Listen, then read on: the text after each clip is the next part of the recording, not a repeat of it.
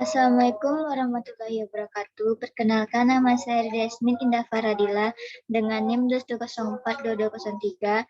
Baiklah, pada pertemuan kali ini saya akan mempresentasikan materi ekonomi publik yang diampu oleh Bapak Hidayatul Fajri, SHP MPA, yaitu tentang kasus kegagalan pasar dan peran pemerintah di dalamnya.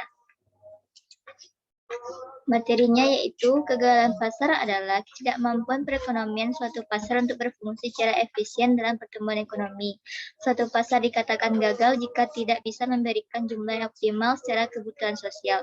Kegagalan pasar juga diartikan sebagai suatu kondisi di mana pasar mengalami kegagalan menyediakan kebutuhan pasar secara efisien atau ketimpangan antara produsen dan konsumen. Contoh kegagalan pasar. Beberapa contoh kegagalan pasar terjadi selama masa pandemi COVID-19 ini diantaranya.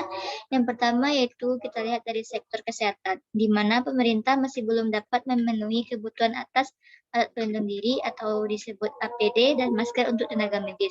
Yang kedua dilihat dari sektor perdagangan, di mana terjadinya inflasi atas beberapa bahan impor, terutama sembako mengalami inflasi, misalnya seperti gula pasir yang mengalami inflasi cukup drastis hingga mencapai harga dari 18.000 per kilo mencapai harga 18.000 per kilo dari yang sebelumnya harga 13.000 per kilo. Pada awal kasus pertama di Indonesia pun sudah terjadi krisis yang diakibatkan oleh panic buying atau yang disebut dengan masyarakat berbondong-bondong untuk membeli masker, hand sanitizer, dan desinfektan dalam jumlah yang banyak, sehingga terjadilah krisis atau kelangkaan terhadap barang-barang tersebut.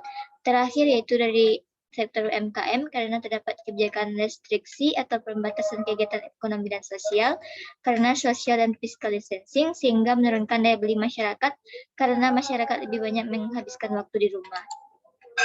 Perlu adanya peran pemerintah. Oleh sebab itu, diperlukannya upaya dari pemerintah untuk mengatasi permasalahan kegagalan pasar tersebut. Ada beberapa kebijakan yang sudah dilakukan pemerintah untuk mengatasi kegagalan pasar tersebut, yaitu diantaranya pemberian subsidi berupa sembako, menggratiskan tarif pembayaran listrik bagi masyarakat yang kurang mampu, dan bekerjasama dengan Korea Selatan dalam menyediakan alat tes untuk corona, serta mengimpor APD dan masker dari Cina untuk para tenaga medis yang menjadi garda terdepan dalam menangani corona. Selain dari adanya upaya pemerintah, tetapi juga diperlukannya kesadaran masyarakat dalam mengatasi COVID-19 ini agar negara kita segera terbebas dari belenggu COVID-19.